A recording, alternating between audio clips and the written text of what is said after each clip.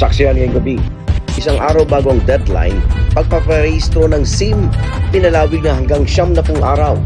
Pero DICT, may babala sa mga magpapatumpik-tumpik magparehistro.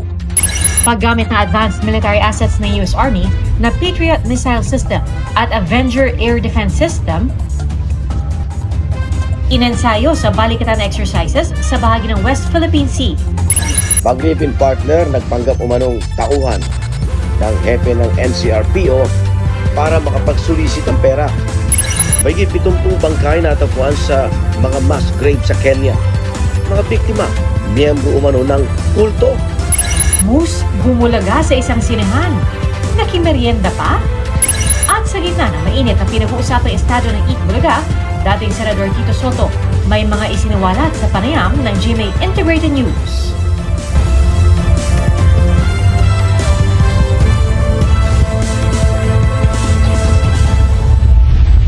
Higaan 70 araw ang binigay na extension ng gobyerno para makahabol ang mga hindi pa nakakapagparehistro ng kanilang SIM. At kung magpapatumpik-tumpik pa rin, babala ng DICT, posibleng matanggalan sila ng ilang serbisyo. Saksi, sina Salima Refran at Ivan Maylin.